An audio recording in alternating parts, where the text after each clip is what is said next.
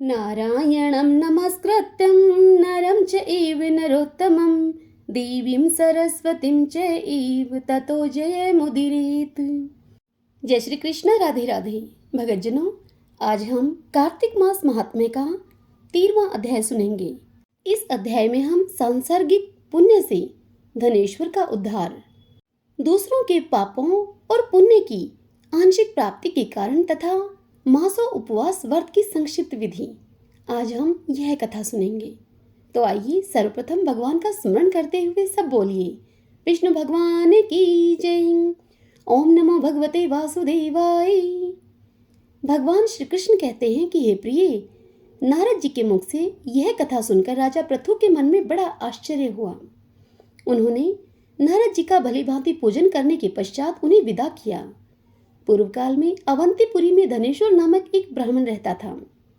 वह क्रय विक्रय के कार्य से घूमता हुआ किसी समय महिष्मतीपुरी में जा पहुंचा, जहां पापनाशिनी नर्मदा नदी सदैव शोभा पाती है।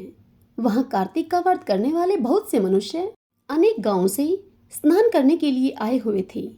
धनेश्वर ने उन सबको देखा और अपना सामान बेचता हुआ वह एक मास तक वहीं पर रहा। वह प्रतिदिन नर्मदा के किनारे घूम घूम कर स्नान, जप और दीवा अर्चन में लगे हुए ब्राह्मणों को देखता और वैष्णवों के मुख से भगवान विष्णु के नामों का कीर्तन सुनता था। इस प्रकार नर्मदा नदी के तट पर रहते हुए उसको जब 1 मास बीत गया, तब एक दिन अकस्मात उसे किसी काले सांप ने डस लिया। इससे विह्वल होकर वह भूमि पर गिर पड़ा। यमदूत उसे बांधकर ले गए और कुंभीपाक में डाल दिया। वहां उसके गिरते ही सारा कुंड शीतल हो गया, ठीक उसी तरह जैसे कि पूर्व काल में प्रहलाद जी को डालने से दैत्यों की जलाई हुई आग ठंडी हो गई थी। तदंतर यमराज इस विषय में पूछताछ करने लगे।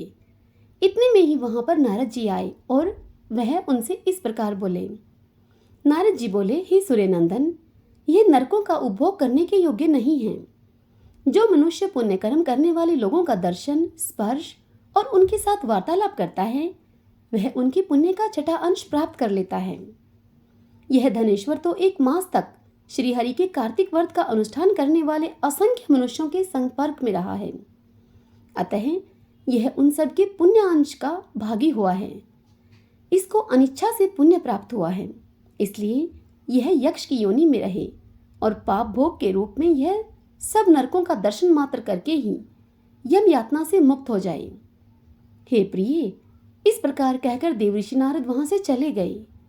तब प्रेतराज ने धनेश्वर को नरकों के समीप ले जाकर उन सबको दिखलाते हुए इस प्रकार कहा।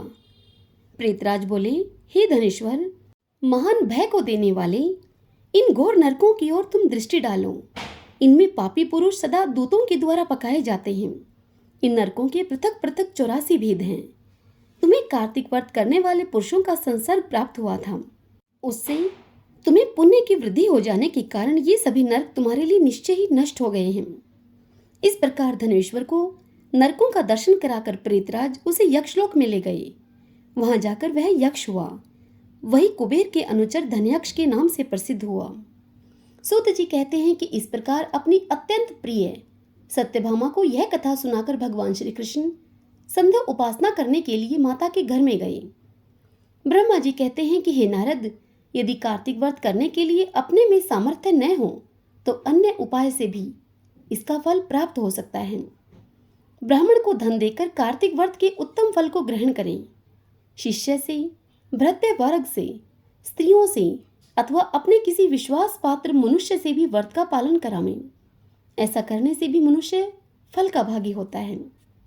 तब नारद जी ने पूछा कि हे पितामह, यह कार्तिक व्रत थोड़े परिश्रम के द्वारा साध्य होने वाला और महान फल को देने वाला है, तो भी मनुष्य इसे क्यों नहीं करते हैं? तब ब्रह्मा जी ने कहा कि हे पुत्र नारद, काम, क्रोध और लोभ के वशीभूत होने वाले मनुष्य व्रत आदि धर्म करते नहीं कर पाते। जो इनसे मुक्त हैं वे ही धर्म कार्य करते हैं। इस पृथ्वी पर श्रद्धा और मेधा, ये 2 वस्तुएं ऐसी हैं जो काम, क्रोध आदि का विनाश करने वाली हैं। इनसे व्याप्त मनुष्य भगवान विष्णु का श्रवण, कीर्तन आदि करता है, परंतु जिसकी बुद्धि खोटी है वह यह सब कार्य नहीं करता है। इसी से वह अंधकार पूर्ण नरक में गिरता है।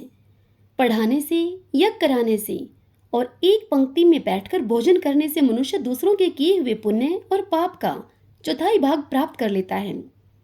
एक आसन पर बैठने, एक सवारी पर यात्रा करने तथा श्वास से शरीर का स्पर्श होने से मनुष्य निश्चय ही पुण्य और पाप के छठे अंश के फल का भागी होता है।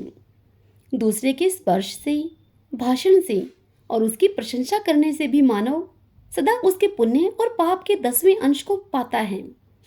दर्शन और श्रवण, इन दोनों से भी अथवा मन के द्वारा उसका चिंतन करने से वह दूसरे के पुण्य और पाप का शतांश प्राप्त करता है। जो मनुष्य दूसरे की निंदा करता है, चुगली करता है तथा उससे धिक्कार देता है, वह उसके लिए किए हुए पातक को स्वयं लेकर बदले में उसे अपना पुण्य देता है।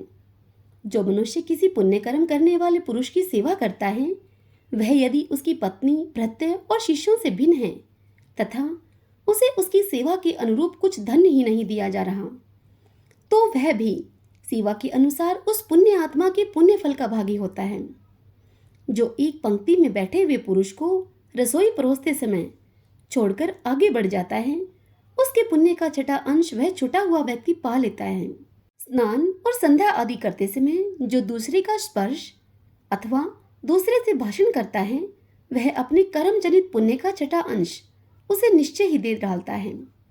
जो धर्म के उद्देश्य से दूसरे के पास जाकर धन की याचना करता है, उसके उस पुण्य कर्म जनित फल का भागी वह धन देने वाला व्यक्ति भी होता है।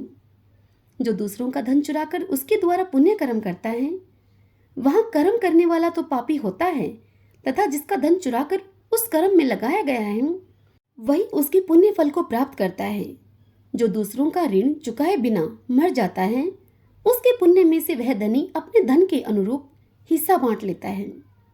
जो बुद्धि अर्थात सलाह देने वाला, अनुमोदन करने वाला, साधन सामग्री देने वाला तथा बल लगाने वाला है, वह भी पुण्य पाप में से छठे अंश को ग्रहण करता है।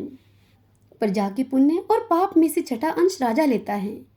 इसी प्रकार शिष्य से गुरु, स्त्री से उसका पति और पुत्र से उसका पिता पुण्य पाप का छठा अंश ग्रहण करता है।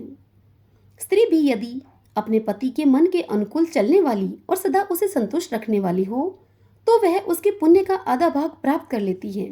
जो दूसरे के हाथ से दान आदि पुण्य कर्म करता है, उसके पुण्य का छठा अंश वह करता ही लेता है। परंतु यदि वह पुत्र अथवा भृत्य हो तो षष्ठांश का भागी नहीं होता है।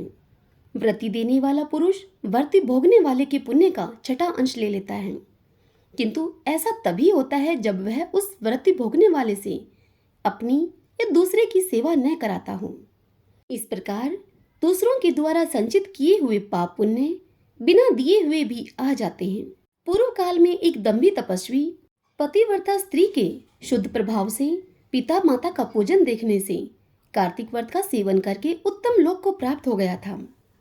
नारद जी ने कहा कि हे भगवान, मैं मासों उपवास की विधि और उसके फल का यथोचित वर्णन सुनना चाहता हूँ। तब ब्रह्मा जी ने कहा कि हे नारद, जैसे देवताओं में भगवान विष्णु श्रेष्ठ हैं, उसी प्रकार संपूर्ण व्रतों में यह मासों उपवास व्रत श्रेष्ठ है। अपने शरीर के बलाबल को समझकर मासों उपवास व्रत को करना चाहिए। अश्विन के शुक्ल पक्ष की एकादशी को उपवास करके 30 दिनों के लिए इस व्रत को ग्रहण करना चाहिए और उतने दिनों तक भगवान के मंदिर में जाकर तीनों समय भक्ति पूर्वक नैवेद्य, धूप, दीप तथा नाना प्रकार के पुष्पों से मन, वाणी और क्रिया के द्वारा भगवान गरुड़ ध्वज की पूजा करनी चाहिए। स्वधर्म प्रायण मनुष्य और अपनी इंद्रियों को वश में रखने वाली सौभाग्यवती अथवा विधवा स्त्री भगवान वासुदेव की पूजा करे। दूसरे का अन्न ग्रहण न करे, परंतु स्वयं दूसरों को अन्न दे। व्रतस्थ पुरुष शरीर में उपटन लगाना, मस्तक में तेल लगाना, पान खाना और चंदन आदि का लेप करना छोड़ दे। इसके सिवा अन्य निषिद्ध वस्तुओं का भी त्याग करे। व्रत का पालन करने वाला मनुष्य विपरीत कर्म में लगे रहने वाले किसी मनुष्य का न तो स्पर्श करे और न उससे वार्तालाप ही करे। गृहस्थ भी देव मंदिर में रहकर व्रत का आचरण करे। यथोक्त विधि से मासों उपवास व्रत पूरा करके द्वादशी में परम पवित्र भगवान विष्णु का पूजन करे। दक्षिणा दे। मासों उपवास के अंत में 13 ब्राह्मणों का वर्ण करके वैष्णव यज्ञ करावे, तत्पश्चात ब्राह्मणों को भोजन करावे और उन्हें तांबूल सहित 2-2 वस्त्र देकर पूजन पूर्वक उन्हें विदा करें। इस प्रकार मासों उपवास की विधि बताई गई है। हरिओम तत्सत। आइए भगतजनों, अब हम कार्तिक मास में कही सुनी जाने वाली माता सीता की नितनेम की कथा को सुनते हैं। सब बोली सिया रामचंद्र भगवान की जय। राम आए लक्ष्मण आए, देश के पुजारी आए, नितनेम का नेम लाए, आओ राम बैठो राम, माखन मिश्री खाओ राम, दूध बताशा पियो राम, सूत के पल का पोटो राम, साल दुशाला ओढ़ो राम, राम संवारे सबके काम, खाली घर भंडार भरेंगे, सबका बेड़ा पार करेंगे, जय राम श्री राम जय जय राम। सीता माता नितनेम की इस कहानी को कहा करती थी और श्री राम जी उनकी इस कथा को नित्य प्रतिदिन सुना करते थे। एक दिन भगवान राम को किसी काम से बाहर जाना पड़ा। सीता माता उनसे कहने लगी कि भगवान, मेरा तो इस कथा को कहने सुनने का 12 वर्ष का नितनेम है, मैं अपनी यह कथा किसे सुनाऊंगी अब। तब भगवान श्री राम बोले कि तुम ऐसा करना, कुएं की पाल पर जाकर बैठ जाना, वहां औरतें पानी भरने के लिए आएंगी तो तुम्हारी कहानी भी सुन लेंगी। तब सीता जी बोली कि अच्छा ठीक है। और फिर दूसरे दिन सीता माता कुएं पर जाकर बैठ गई। तब एक वहां बहू पानी भरने के लिए आई। उस बहू ने रेशम जरी की साड़ी पहन रखी थी और सोने का घड़ा उसने सिर पर रखा हुआ था। सीता माता उससे बोली कि बहन, मेरा 12 वर्ष का नितनेम सुन लो। तब वह बहू बोली कि मैं तुम्हारा 12 वर्ष का नितनेम सुनूंगी तो मुझे बहुत देर हो जाएगी और घर जाने पर मेरी सास मुझसे लड़ेगी। ऐसा कहकर वह बहू वहां से पानी भरकर चली गई। उसने नितनेम की सीता माता की वह कहानी नहीं सुनी, जिसके परिणाम स्वरूप उस बहू की रेशम जरी की साड़ी फट गई और सोने का घड़ा मिट्टी का हो गया। यह सब देख उसकी सास उससे कहने लगी कि बहू, किसका दोष सिर पर लेकर आई है। तब वह बहू बोली, सासू जी, दोष की तो मैं क्या कहूँ, कुएं पर एक औरत बैठी कह रही थी कि बहन मेरी कहानी सुन ले। मैंने उसकी कहानी नहीं सुनी तो ऐसा हो गया। अगले दिन फिर सास वही साड़ी पहनकर कुएं पर गई और वही घड़ा लेकर गई तो उसे वहां सीता माता बैठी हुई मिली। तब सीता माता ने उससे कहा कि बहन मेरी कहानी सुन लो। तब सास बोली कि तुम्हारी कहानी मैं एक बार छोड़ 4 बार सुनूंगी। और इस प्रकार कहकर वह सास कहानी सुनने लगी और सीता माता कहानी सुनाने लगी। कहानी सीता माता ने कुछ इस प्रकार सुनाई। राम आए लक्ष्मण आए, देश के पुजारी आए, नितनेम का नेम लाए, आओ राम बैठो राम, तपी रसोई जीमो राम, माखन मिश्री खाओ राम, दूध बताशा पियो राम, सूत के फल का पोटो राम, शाल दुशाला ओढ़ो राम, राम संवारे सबके काम, जब बोलूं मैं राम ही राम, राम संवारे सबके काम, खाली घर भंडार भरेंगे, सबका बेड़ा पार करेंगे, जय राम श्या राम जय जय राम। यह सुनकर सास बोली कि बहन, कहानी तो तुम्हारी मुझे बहुत अच्छी लगी। और इस प्रकार कहकर वह सास पानी का मटका लेकर अपने घर को गई तो उसकी साड़ी रेशम जरी की हो गई और घड़ा भी सोने का हो गया। सास घर पहुंची तब बहू कहने लगी कि सासू जी, आपने ये सब कैसे किया। तब सास बोली कि बहू, तू तो दोष लगा कर आई थी और मैं दोष उतार कर आई हूँ। तब बहू ने पूछा कि वह स्त्री ऐसी कौन थी। तब सास बोली कि वह तो साक्षात सीता माता थी, पुराने से नया कर देती हैं, खाली घर भंडार भर देती हैं, लक्ष्मी जी का वास कर देती हैं और जो कुछ भी इच्छा हो उसे पूर्ण कर देती हैं। तब बहू ने कहा कि अच्छा सासू जी, ऐसी कहानी तो मुझे भी सुना दो आप। तब सास बोली कि ले भाई, तू भी सुन ले कहानी। राम आए लक्ष्मण आए, देश के पुजारी आए, नितनेम का नेम लाए, आओ राम बैठो राम, माखन मिश्री खाओ राम, दूध बताशा पियो राम, सूत के पल का पोटो राम, साल दुशाला ओढ़ो राम, राम संवारे सबके काम, खाली घर भंडार भरेंगे, सबका बेड़ा पार करेंगे, जय राम श्या राम जय जय राम। इतना सुनकर बहू कहने लगी कि सासू जी, कहानी तो मुझे आपकी बहुत अच्छी लगी। तब सास बोली कि बहू, इस कहानी को हम रोज कह सुन लिया करेंगे। अब रोज सुबह जल्दी उठकर सास बहू नहाती, पूजा पाठ करती और नितनेम की यह सीता माता की कहानी कहती। एक दिन उनकी पड़ोसन उनके घर आई और बोली कि बहन, जरा सी आँच दे दो। तब वह दोनों सास बहू कहने लगी कि अभी तो हमने आँच नहीं जलाई है। तब पड़ोसन बोली कि तुम तो 4 बजे से उठी हुई हो, अब तक तुम क्या कर रही थी? तब वे बोली कि हम तो नहाए धोए हैं, पूजा पाठ करी है, सीता माता की नित्नेम की कहानी कही है। तब पड़ोसन बोली, इससे क्या होता है? तब सास बहू बोली कि सीता माता की कहानी कहने से अटूट भंडार भरते हैं, सारे कार्य सिद्ध हो जाते हैं। तब पड़ोसन बोली कि बहन, ऐसी कहानी है तो मुझे भी सुना दो। तब सास बोली कि ले भाई, तू भी सुन ले। राम आए लक्ष्मण आए, देश के पुजारी आए, नित नेम का नेम लाए, आओ राम बैठो राम, माखन मिश्री खाओ राम, दूध बताशा पियो राम, सूत के पलकाम पोटो राम, शाल दुशाला ओढ़ो राम, राम संवारे सबके काम, खाली घर भंडार भरेंगे, सबका बेड़ा पार करेंगे, जय राम श्या राम जय जय राम। तब पड़ोसन कहने लगी कि बहन, आपकी कहानी मुझे बहुत अच्छी लगी। अब वह पड़ोसन भी नित नेम की सीता माता की यह कहानी रोज कहने लगी। सीता माता ने उसके घर भी भंडार भर दिए। हे मेरी सीता माता, आपकी इस नितनेम की कथा को जो भी कहे सुने हुकारा भरे, उनके सभी के घर भंडार भरना। सब पर ऐसी कृपा करो कि सभी के घर में लक्ष्मी जी का वास हो, माँ अन्नपूर्णा का वास हो। सब बोलिए सीता माता श्री रामचंद्र भगवान की जय।